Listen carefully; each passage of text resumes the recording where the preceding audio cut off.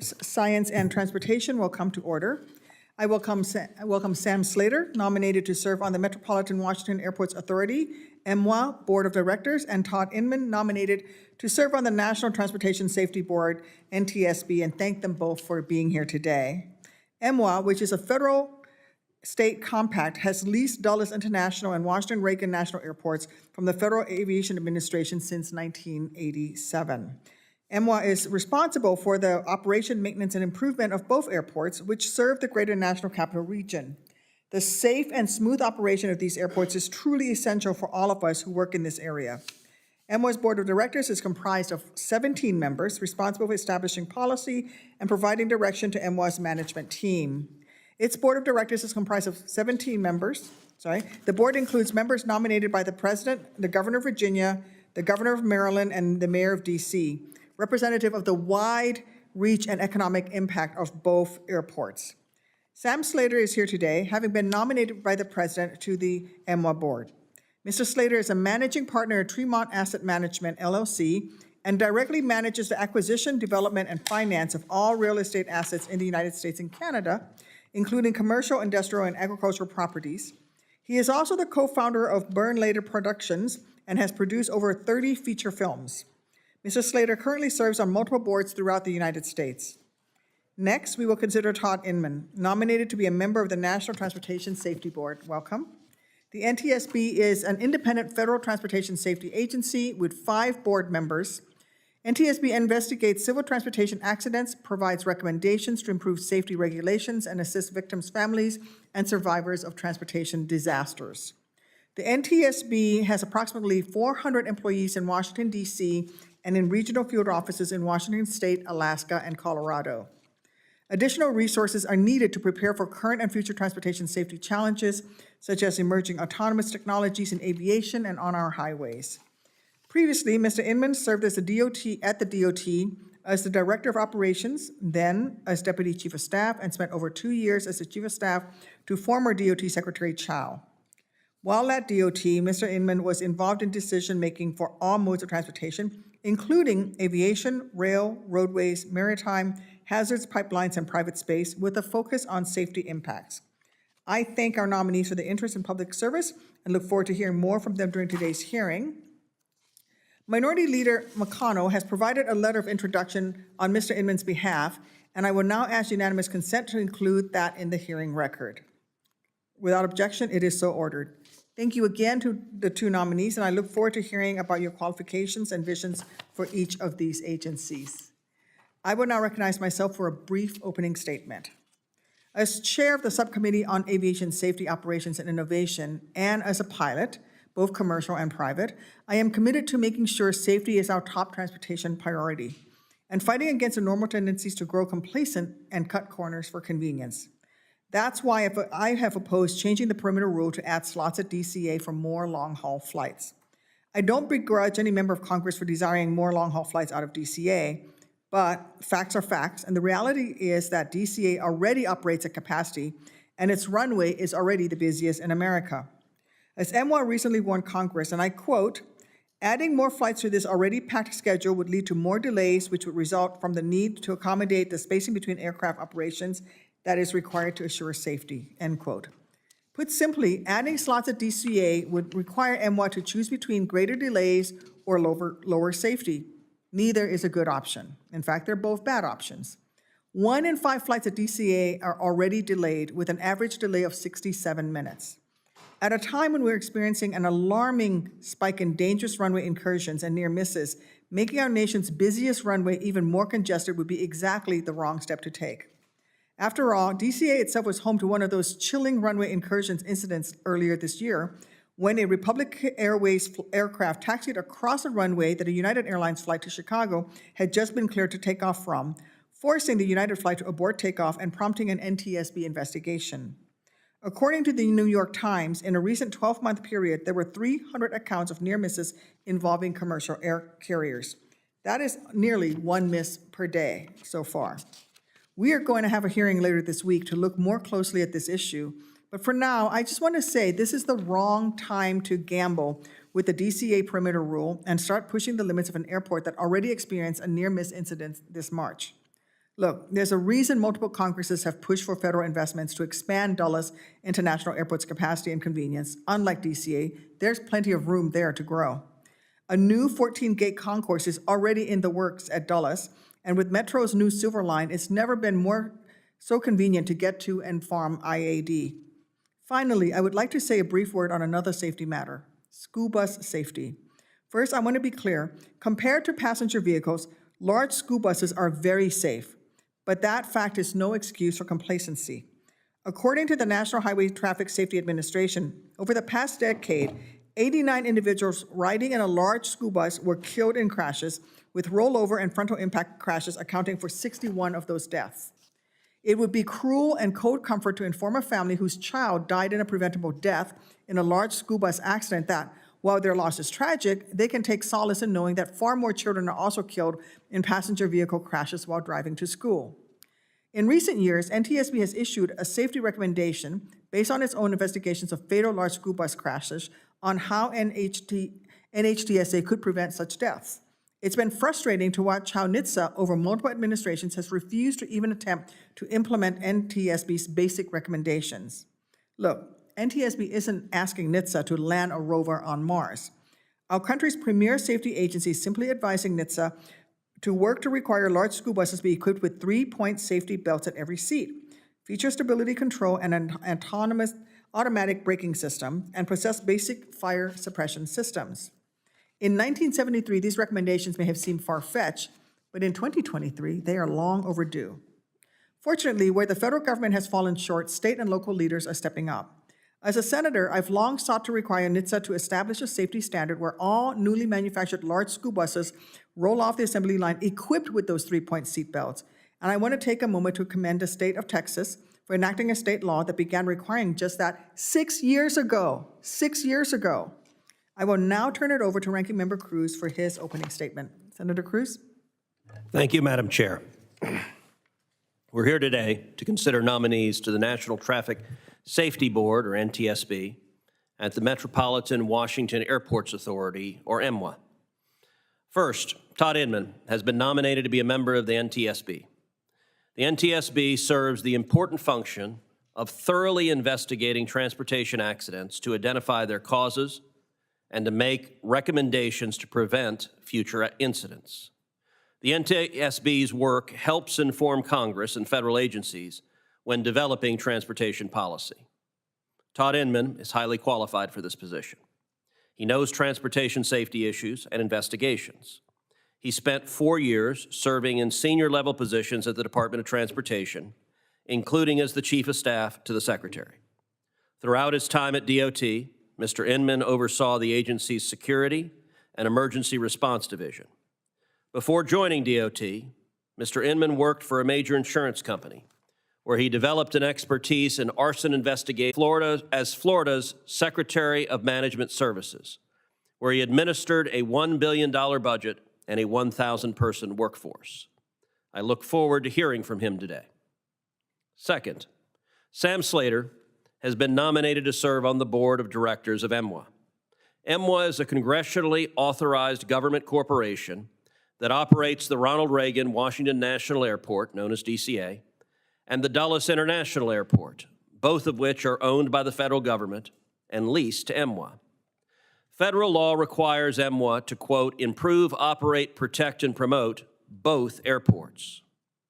I am seriously concerned that MWA has lost sight of this mandate. For example, while Congress is actively debating changes to federal rules that would allow DCA to offer customers more and less expensive flights and better compete with Dulles, MWA is actively lobbying against those changes.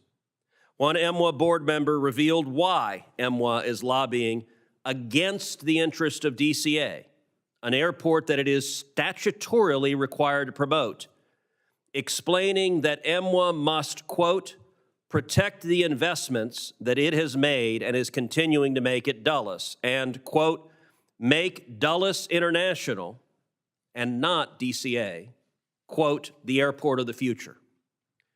MWA board meeting minutes show that MWA is relying on false claims to support its political goals, like that increasing flights and competition will increase prices. Any high school economics student knows that argument is ridiculous. I will say further that it is not EMWA's job to be operating as the corporate lobbyist for United Airlines. I understand why an airline might want to make millions more in profits from charging higher rates and higher ticket prices. But by lobbying against more competition, EMWA is lobbying for the residents of DC and Virginia and Maryland to pay significantly higher prices on tickets, which are already some of the most expensive in the country. Some members of EMWA have gone further and proposed limiting DCA flights to states that require their public school systems to, quote, approve a diversity, equity, and inclusion initiative and, quote, prove that books are not being banned from schools. It is appalling that an official who has a fiduciary duty to the traveling public is busy promoting ideological purity tests for which states are allowed to fly to our nation's capital and which states are not. That's truly absurd. I look forward to hearing from Mr. Slater about his thoughts on these issues. But I should note, I am concerned that by nominating Mr. Slater without concurrently nominating a Republican to the third vacancy on the EMWA board, President Biden is once again flouting a federal law on presidential appointments. The law requires that no more than 2 of the presidentially appointed members of EMWA may be from the same party. Yet Mr. Slater is President Biden's second Democrat appointee to the EMWA board, and he has not yet named a Republican nominee. I urge the president to follow the law and to name a Republican for the EMWA board as well, whom we can consider alongside Mr. Slater. That would ensure a politically balanced board representation that Congress intended and help bring EMWA back in line. Thank you.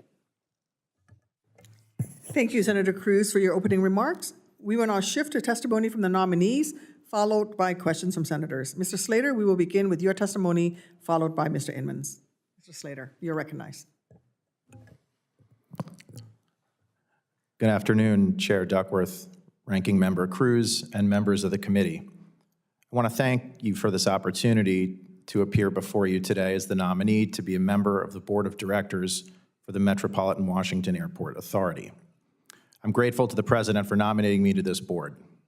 I want to begin by thanking my wife, Jessica, and my children, James and Dylan, for their continued love and support. As you may know, the Metropolitan Washington Airports Authority is a public agency created by interstate compact between the Commonwealth of Virginia and the District of Columbia to operate Ronald Reagan Washington National Airport and Washington Dulles International Airport under lease from the United States. It's governed by a board of 17 members, 3 of whom are appointed by the President. I'm excited about this opportunity to serve and believe the depth of my private sector experience will be a benefit to the authority.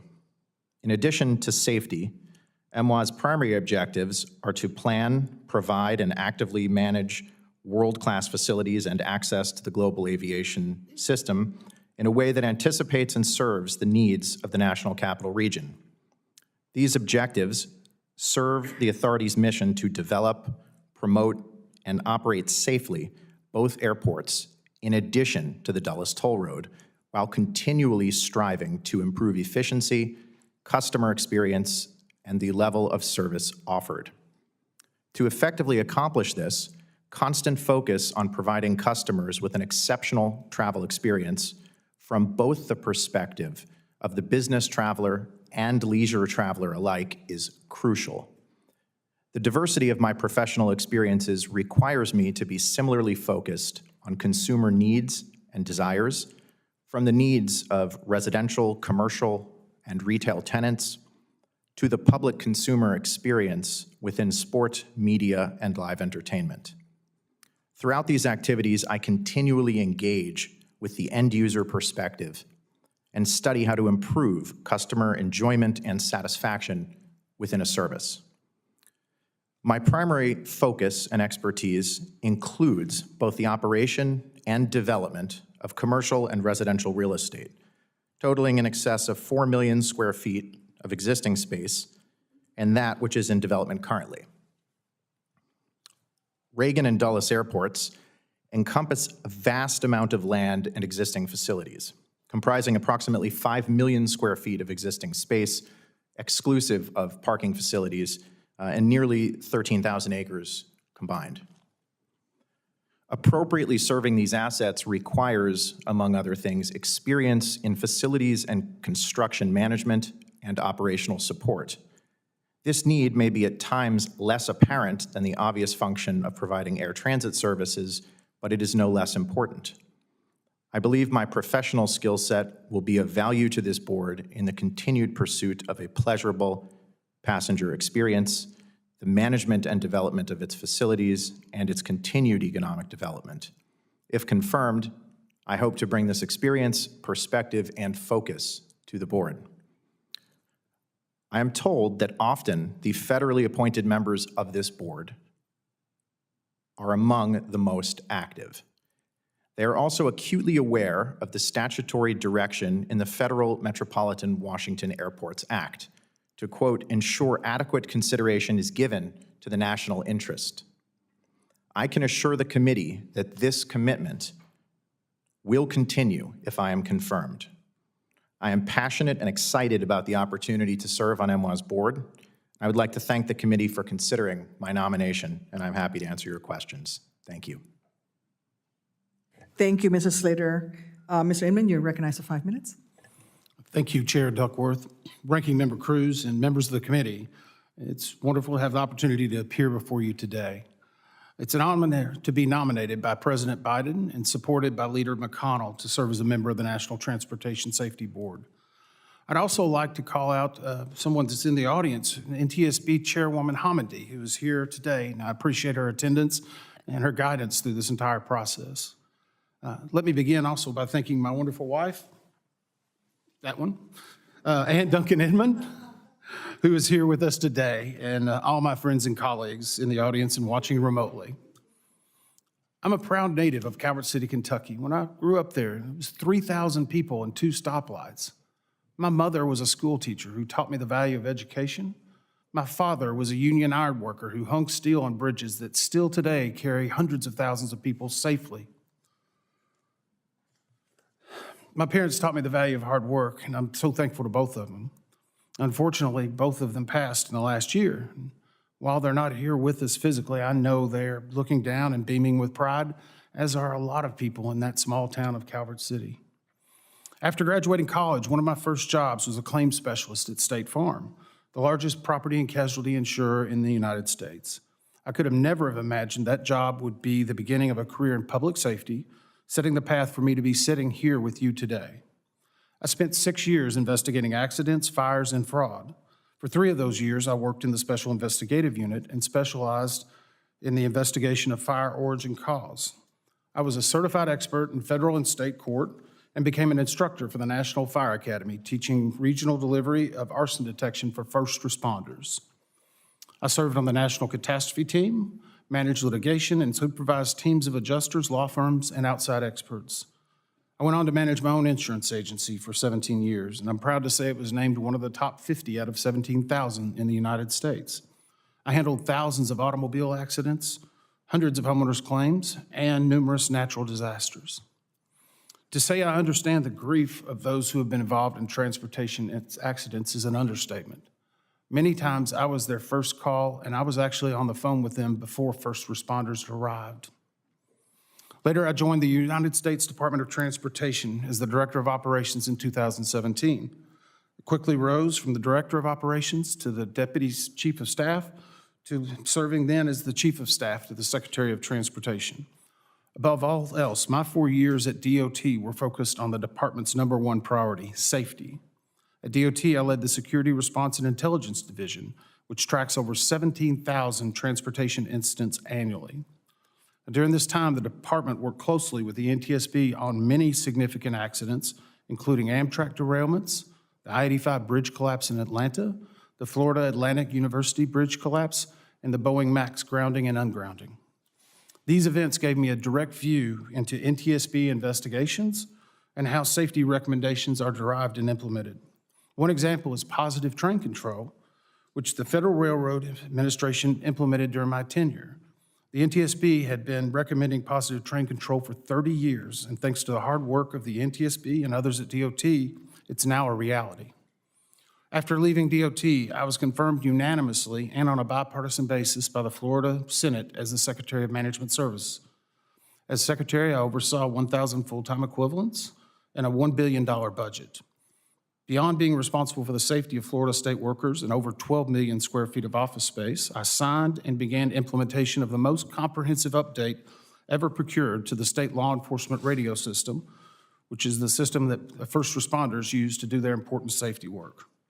I also led 2 of the National Response Framework divisions for emergency services, which handle communications and logistics.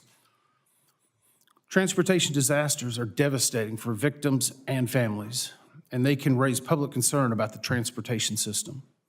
My career has given me decades of experience in investigating crashes and disasters, along with responding to transportation incidents and supporting victims and families as they recover. The NTSB and its dedicated workforce are the international gold standard for transportation safety. If confirmed, I would use my experience to help NTSB continue that legacy. I'd like to thank everyone on the committee for considering my nomination, and I look forward to your questions. Thank you, Mr. Inman. People didn't just abandon the committee. There's a floor vote that just got called. So we're going to stand in recess for 15 minutes while I run to the floor. Well, I'll roll as fast as I can to the floor to vote and be right back. Committee stand in recess.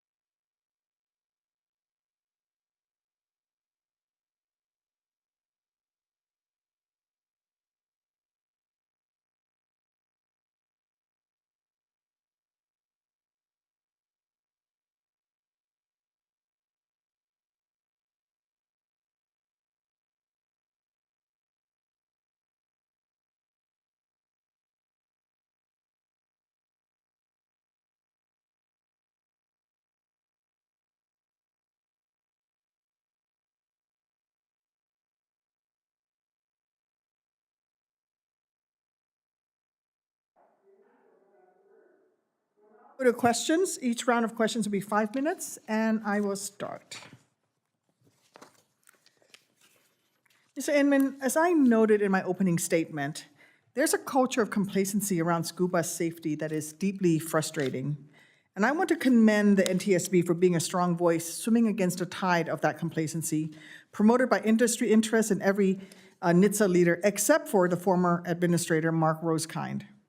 NTSB has spoken clearly and convincingly that NHTSA should require large school buses be equipped with 3-point safety belts, automatic emergency braking, event data recorders, electronic stability control, and fire-resistant materials and fire suppression systems. Can you believe that none of those are in our school buses our kids ride every day?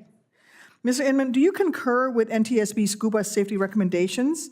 And if so, can you elaborate on why enacting My School Bus Safety Act of 2023, which the National Sheriff's Association endorsed and which requires NHTSA to implement NTSB's recommendations, would help reduce or eliminate preventable fatalities in large school bus crashes? Well, the short answer is yes. NTSB recommendations are very clear on this. They've been outstanding for a long time. And I can say personally, school bus crashes, one death is too many, one injury is way too many. But being from the state of Kentucky, where the two greatest school bus fatalities have occurred in Carrollton County and Prestonburg, is a tragedy that we're not able to protect our children any further. I know you've been an advocate on this, and most of your bill is actually written around NTSB regulations specifically.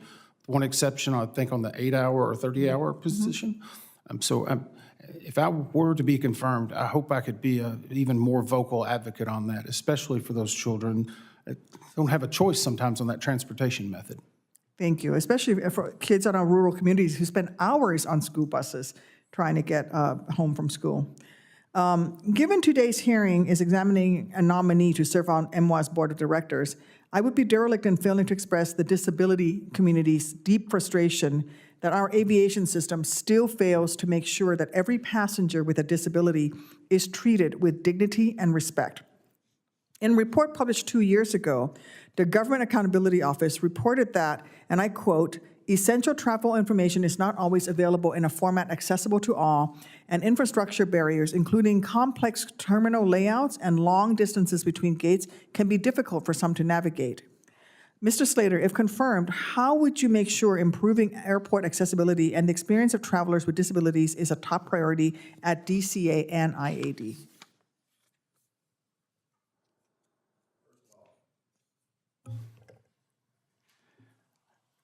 First, I would say thank you for the work that you're doing in this space.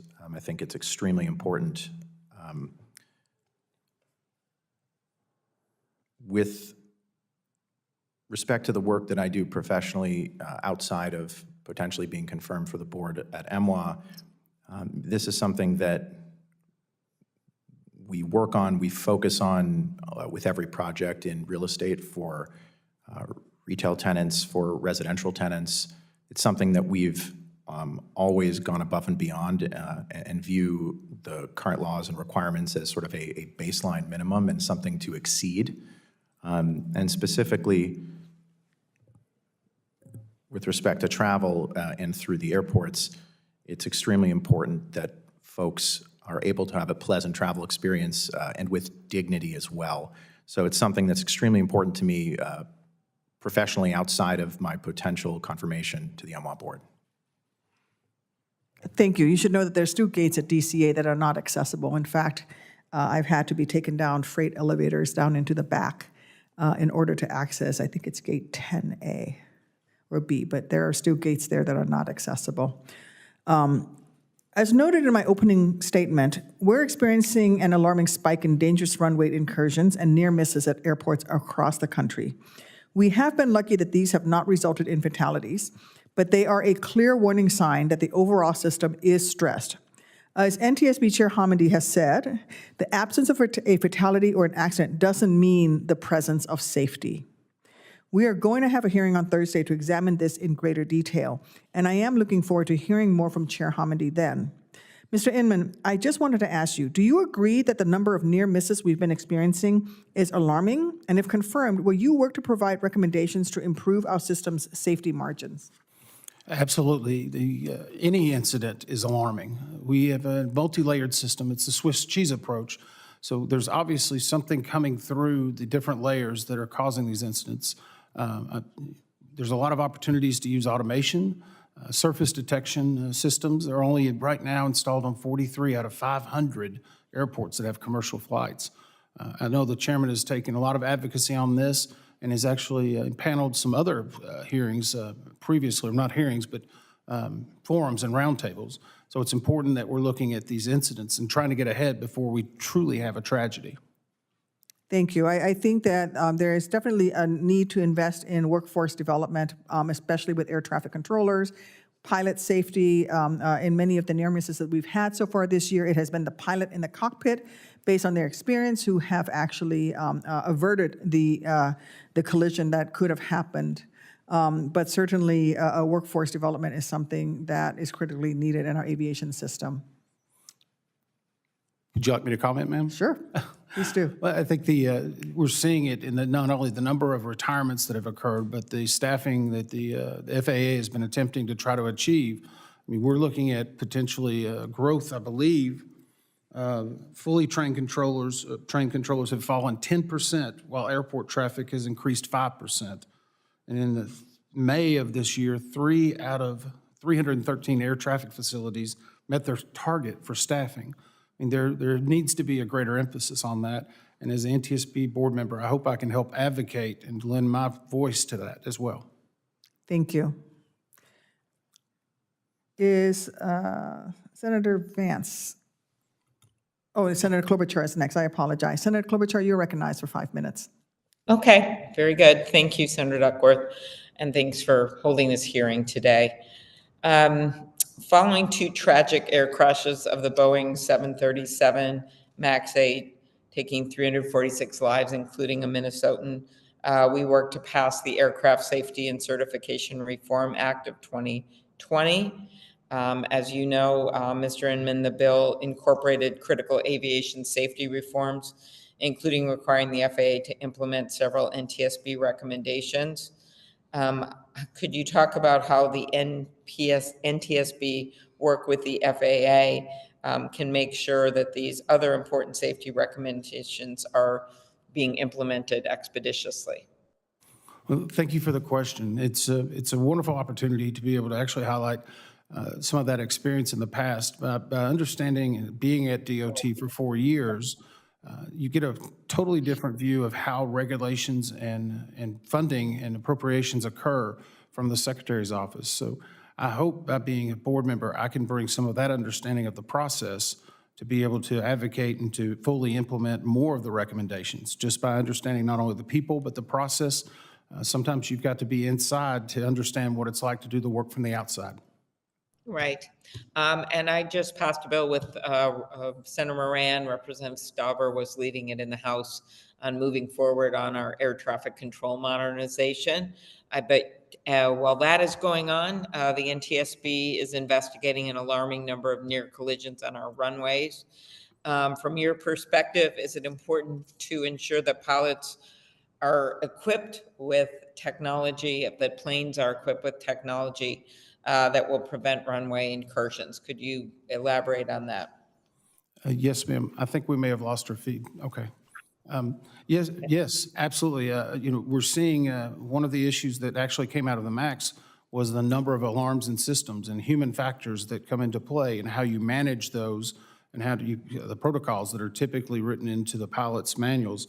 But I do believe that there is an opportunity for even more use of basically technology. The surface detection systems are a great example. I know in the last month and a half, there was an additional $25 million that I believe was announced to increase the use of those that technology. And again, every layer that we can put in the safety system to hopefully catch one of those other instances will make it a more resilient system. Mm-hmm. Switching to the ground from the air, a study published earlier this year by NHTSA found that distraction was a factor in 29% of all motor vehicle crashes in 2019. And I think you know how important it is to eliminate and reduce distracted driving. Last Congress, I passed a bill as part of the bipartisan infrastructure law to create a grant program for NHTSA to encourage states to implement laws banning non-navigational mobile device viewing while driving. Could you talk about, if confirmed, how you will prioritize reducing the number of accidents caused by distracted driving? Well, thank you for the question. I think it's important, especially as we look at this significant increase and uptick. I know that several of the board members, in fact, every one of them, whenever I met with them prior to this hearing, raised that specific issue in regard to highway deaths and how distracted driving is increasing. I think there are a lot of opportunities to use not only technology. I know the Alliance for Automotive Innovation has actually held a summit and a showcase about a month and a half ago that many of us went to be able to see these technologies. It's a rapidly changing world, and I think the opportunity to seize on these new and upcoming areas of safety can be helpful not only for older drivers, but as we see, it has a great reduction in younger drivers in their crash and accident numbers. Thanks. And then last, we all know that we've had issues with train derailments. There was one in my state in Raymond, Minnesota, and it was a derailment that had a much better outcome than what happened in Ohio. But one of the things that they had in common was that in both instances, the NTSB investigators were some of the first on the scene. How can Congress support the NTSB in determining the causes of accidents and recommending safety improvements that could prevent such accidents from occurring? Well, I'll be careful not to step on the chairwoman's toes in regard to being the leader of the agency and resources, but I'm sure I would agree, and she would agree, the more resources that are available for the agency would be better. It was nice to hear Chair Duckworth mention that in her opening statement as well. So Exactly. it's important that we can advocate to get the best and brightest and continue that trend. There's a limited number of people, but they have a certain duty and calling to their mission. Mm-hmm. Exactly. All right. Well, I really appreciate it, and thank you, Senator Duckworth, for holding this hearing. Thank you. Senator Peters is next. He is en route. So I'm going to go ahead and continue with my question line on aviation safety. Ms. Inman, would you agree that we have an aviation safety crisis on our hands right now in light of the near misses that have happened this past year? I would be hesitant to say it's a crisis. I would say that there's been a significant increase in incidents. I think we're teetering on a crisis, yes. But one death or one fatality or one incident is one too many. I think that's the reason why you've seen the NTSB holding the forums and the different roundtables. And I know there's a variety of different issues, and a new set of those forums were announced on mental health in the next month or so. And you, of course, are going to share something in 2 days. The more information that we can do and have, the better recommendations we can make and the greater advocacy we can make. So anytime we can bring this to light and have professionals talk about fact-based, data-driven decisions, the better the transportation network will be. Thank you. Could you speak to your experience as an accident investigator? You said, from your previous work in the insurance industry. I think it's important to have that independent ability, that independent oversight when it comes to accident investigation. I would love to hear more about your involvement in the Boeing MAX 8 incident and really the issues that I find very egregious coming out of this, which is that the FAA ceded some of that controlling authority to the airlines itself. And so you have a case where the airline is certifying the MCAS system, for example, this new system that they put into place. And we have, emails that talk about how the airlines is actually saying, test pilots within the airline saying, well, if we are completely upfront about this, then we're going to have to require more training for pilots to fly this system, and we don't want to do that. So let's take a different approach. Can you speak a little bit to what you learned in terms of Certainly, and first, and how that is relevant to the role that you're seeking confirmation certainly. today? And first, my heart still goes out to all of the victims of the MAX crashes. I have to this day, anyone who's come to my office, there's a binder of the reporting scenarios that occurred, and I take it with me everywhere. It's in a red binder. It's very important. I also had the opportunity to meet with the Colgan family, and that was very moving to be able to talk to those victims. At the department, of course, the FAA was responsible for the grounding and the ungrounding and using their data. And I think what we found, and what was found in not only testimonies, but in the Inspector General report and the Blue Ribbon panel that the Secretary of Transportation impaneled, is that the delegated authority had gone probably too far, and that we needed to have a reset in the system. I'm hopeful that as being an advocate and understanding how these investigations occur, that I can bring a different type of expertise, because the NTSB does have an additional power beyond just recommendations at the end of a report. It has the ability to give urgent safety notices in midterm, especially if they see something that is very significant and needs to be addressed immediately. I don't plan on being the investigator in charge on any accident, but what I hope to be able to do is to be able to give a different thought process from a board level to explain how we can better empower our investigators to make more sound data decisions. Thank you. Senator Peters, you're recognized for 5 minutes. Thank you, Madam Chair, and thank you to our nominees here today for your willingness to take on these jobs.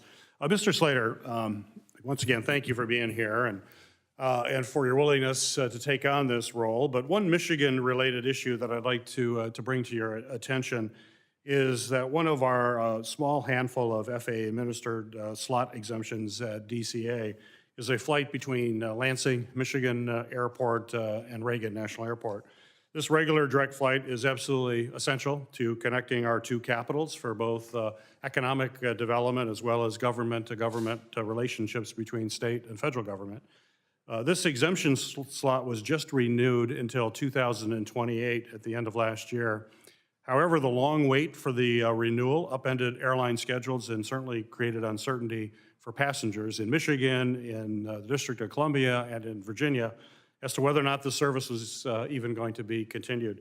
So my question for you is, in your role with EMWA, will you commit to working with me and with the FAA to make sure that management at DCA provides as much certainty as possible to the flying public in these types of situations?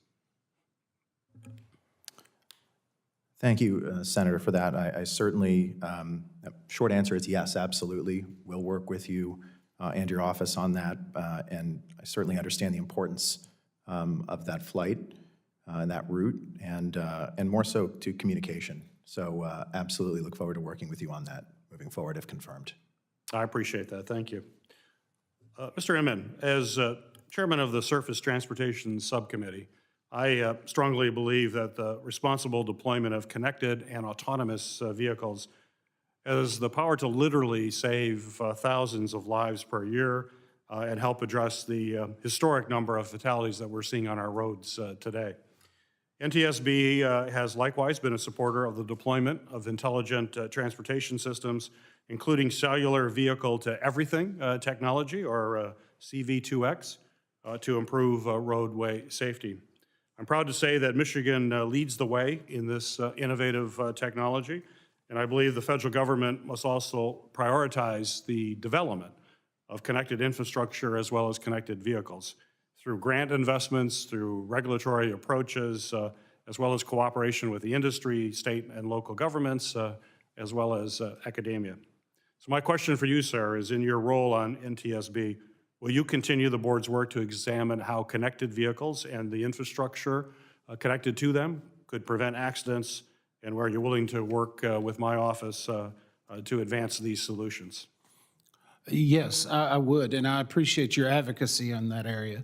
The NTSB is noted, and it's still even developing its the opportunities to put certain technologies and to start looking at how they might be included in NCAP.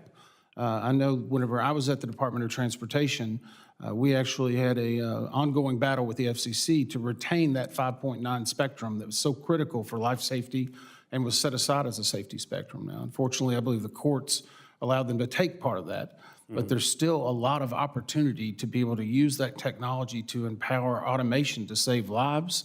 I've had the opportunity to actually tour M-City where they're doing testing on that. And I think there's a lot of opportunities as a board member that I could advocate with not only the manufacturers, but the developers as well. Great. That's good to hear. Also, another question for you, sir. Just last week, there was a 14-car freight train derailment in Romulus, Michigan. One of the cars that derailed had just been emptied of its hazardous materials, basically avoiding a disaster very, very narrowly. This, unfortunately, was the third derailment in Romulus in just the last 2 years, and the community is concerned that next time, they may not be so lucky as they were this time. I'm a supporter of the Railway Safety Act and of funding improved railroad safety infrastructure to help address this problem. But I also know that there are a number of NTSB recommendations related to railway safety outstanding. Are there first steps that you believe are going to be important to take to prevent derailments and sufficiently prepare first responders to reply to these incidents if and when they occur? Well, absolutely, and I appreciate you bringing up the first responders. As someone who used to teach first responders, whenever I was an instructor for the National Fire Academy, I understand a lot of what they go through because you're talking about rural departments that don't have the same equipment and opportunities for training.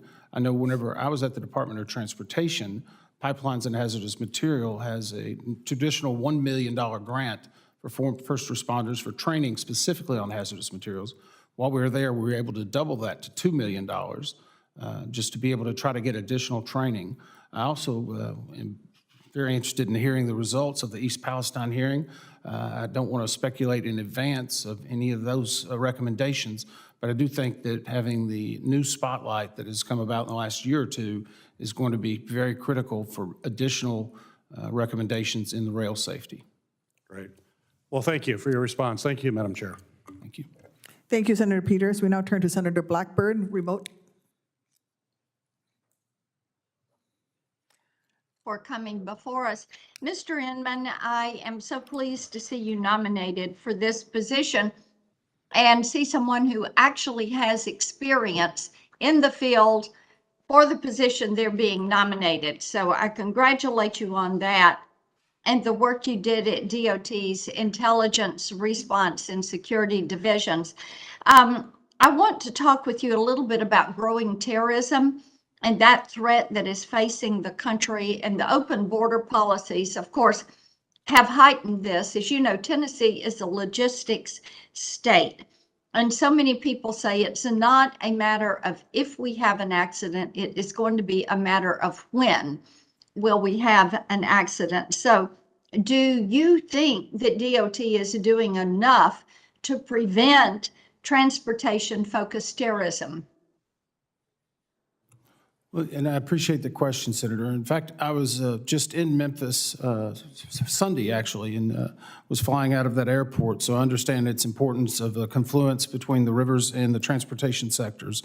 In regard to the current actions of the Department of Transportation, I haven't tracked them nearly as much as I have the NTSB in the last year and a half. But I do know that there's a lot of different programs, whether they're still being utilized or not, that during our time that we looked at specifically around human trafficking and additionally federal motor carrier inspections at borders. Those are all critical components to the overall network of transportation to make sure that we're providing the safest, if you will, method of transport by anyone. Yeah, well, thank you for that.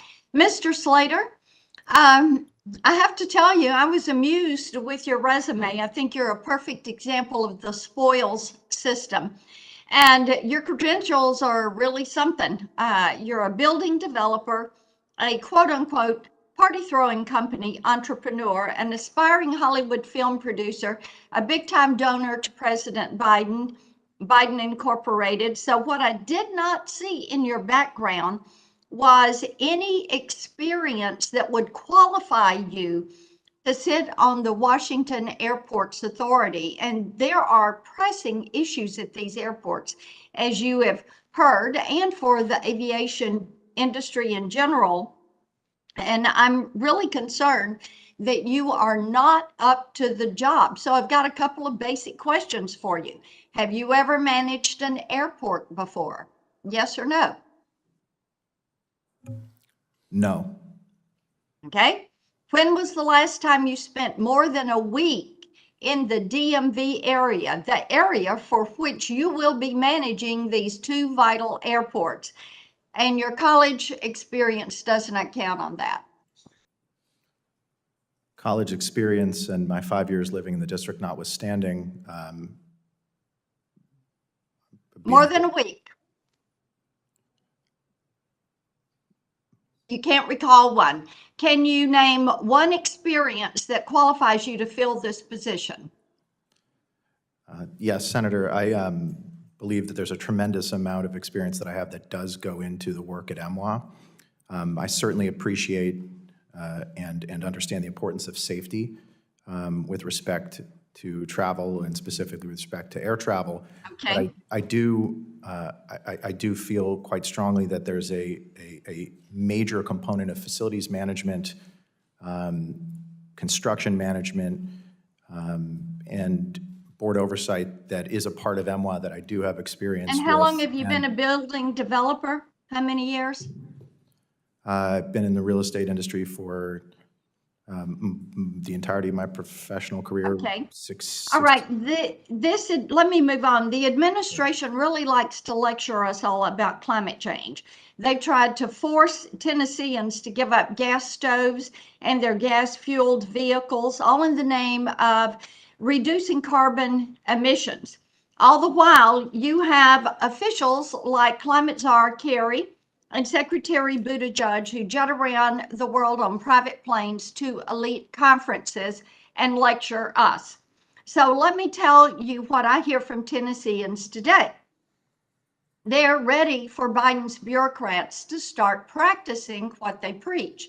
As a presidential appointee to MWA, I think it's important to get you on the record about this.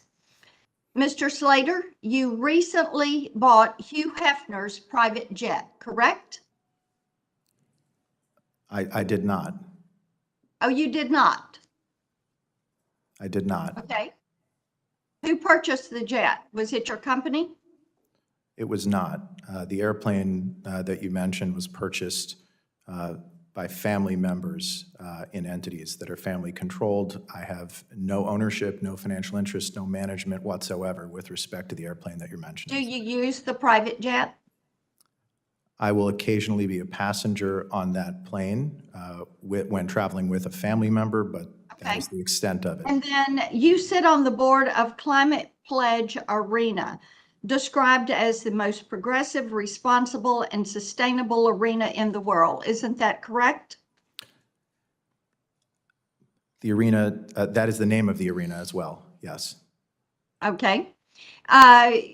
Do you agree that you are part of the problem that this administration loves to guilt everyday Americans about? You're over time, Senator Blackburn. Thank you, Madam Chairman. Thank you.